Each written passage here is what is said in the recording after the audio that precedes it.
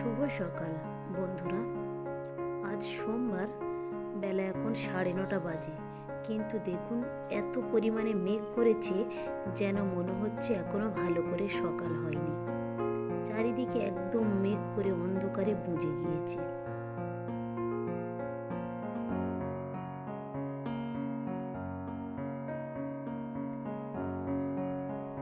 ভালো করে কিছুই দেখাও যাচ্ছে না। ছেলেপুলেরা স্কুলে চলে গিয়েছে, বইপত্র চারিদিকে ছড়িয়ে রেখেছে। চলুন আরও একটা জিনিস দেখাই।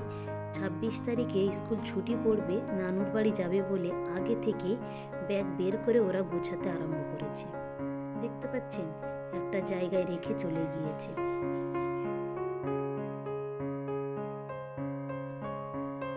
যাই হোক, বাচ্চারা স্কুলে চলে যাওয়ার পরে অনেক কাজ থাকে। সমস্ত বইপত্র, জামা কাপড় পরিষ্কার করা, বইগুলো তোলা, রান্নাবান্না করা, অনেক কাজ। চলুন সেগুলো সেরে ফেলি।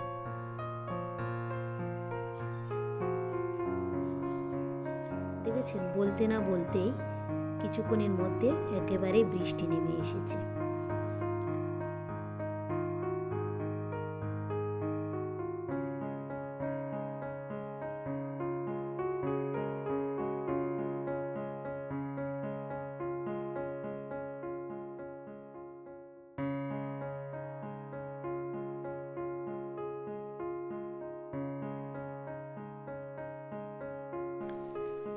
রান্না করার জন্য ফ্রিজ থেকেও আজকেরও কটা মাছ বের করেছি।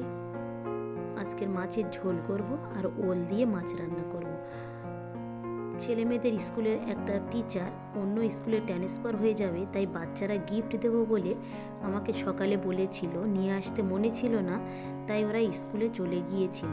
আমি একজনকে দিয়ে এই গিফটের প্যাকেটগুলো আনিয়ে রেখেছিলাম। ওরা এসে আবার এটাকে নিয়ে যাচ্ছে। চলুন আমি এদিকে রান্নার সমস্ত জোগাড়গুলো করে নিচ্ছি। মাছগুলোকে একটু লবণ হলুদ মাখিয়ে নিচ্ছি, মাখিয়ে সমস্ত তরি তরকারি কেটে রেডি করে নিচ্ছি। বাড়িতে বাচ্চা কাচ্চা থাকলে সংসারে কাজটা মনে হয় বেশি হয়।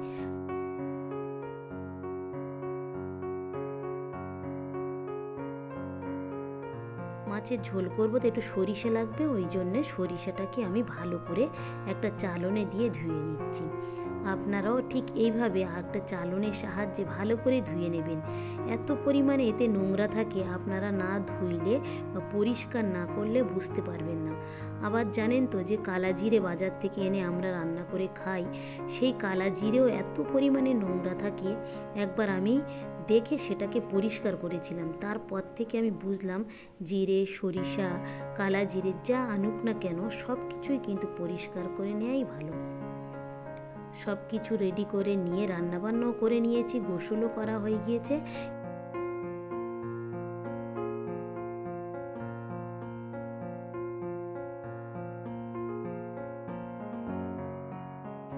রান্নার পরে আমি সমস্ত নোংরা জিনিসপত্রগুলো সব পরিষ্কার করে নিচ্ছি।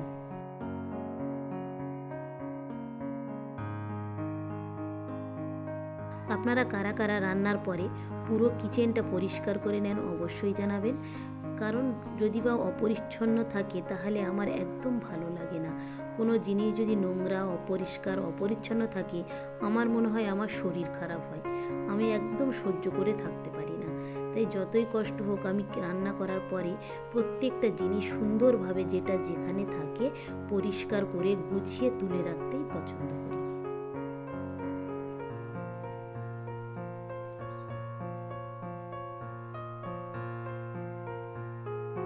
সব কিছুই করা হয়ে গিয়েছে। এবারে আমি চুলে দেওয়ার জন্য যে জিনিসটা তৈরি করি সেটা করা হয়নি, তাই এখন এটাকে আমি তৈরি করে নিচ্ছি। ততক্ষণ তৈরি করে এটা নিয়ে ঠান্ডা হোক, বাচ্চারা স্কুল থেকে আসলে তাদেরকেও চুলে লাগিয়ে দেব।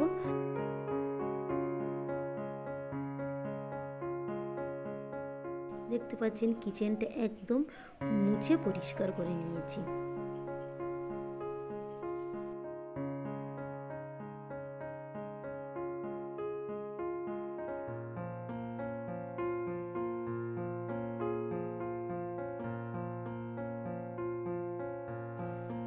ছেলেমেয়েরা স্কুলে গিয়েছে, এখনও আসেনি। ওর আব্বুও মাস্টারটা চলে যাবে বলে গিয়েছে।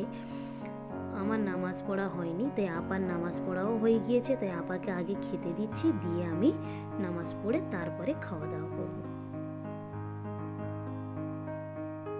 এটা আমার বড় চা, বাংলাদেশে থাকে।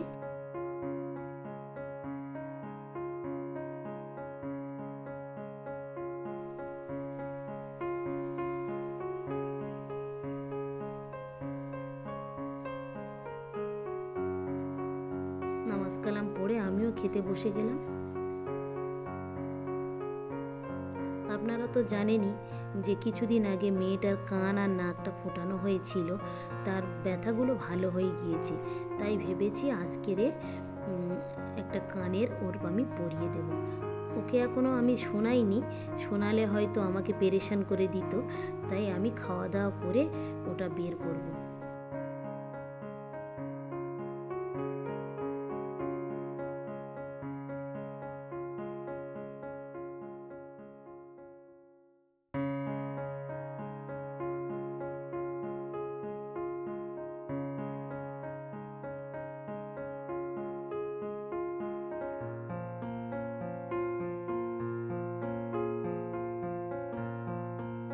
ছেলে স্কুল থেকে বাড়ি এসেছে, এসেই আগে বলছে ওটা একটা প্লেটে দিতে, ও আগে খাবে। যাই হোক, আমি একটা প্লেটে এই জিনিসগুলো দিয়ে দিই, কি আছে তো জানি না, আগে খুলে তারপরে ওকে একটা প্লেটে আমি এগুলো দিয়ে দেব। মিষ্টি জিনিস খেতেও বেশি পছন্দ করে, এত মিষ্টি পছন্দ করে যা আমরা কেউ করি না।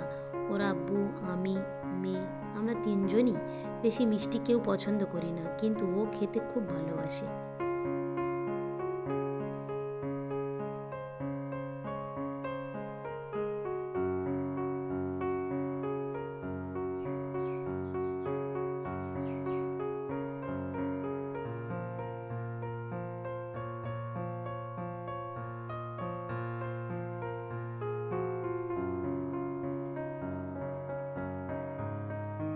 খাওয়া দাওয়া করে বাচ্চারা মাদ্রাসায় যাচ্ছে, রোজ বিকেলে ওদের মাদ্রাসায় আরবি পড়তে যায়, তাই দুই ভাই বোনে যাচ্ছে।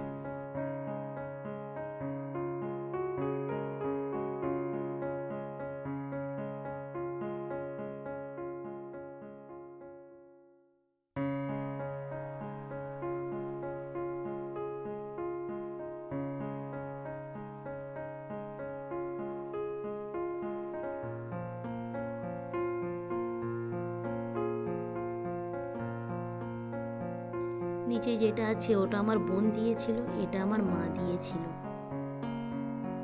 আগে থেকেই করে রেখেছিল, যখন কান ফোটাবে কানে দেবে সেই জন্যে। এটা আমার বোন দিয়েছিল। আর আমি একটা তৈরি করেছিলাম, চলুন সেটাও দেখাই। এটা আমি তৈরি করেছিলাম।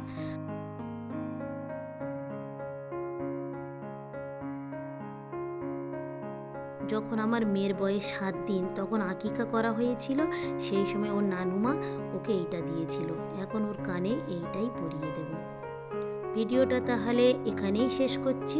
ভালো থাকবেন, সুস্থ থাকবেন, আর ব্লগটি কেমন লাগলো অবশ্যই জানাবেন। ভালো লাগলে একটা সাবস্ক্রাইব করে দেবেন। দেখা হবে পরবর্তী ব্লগে।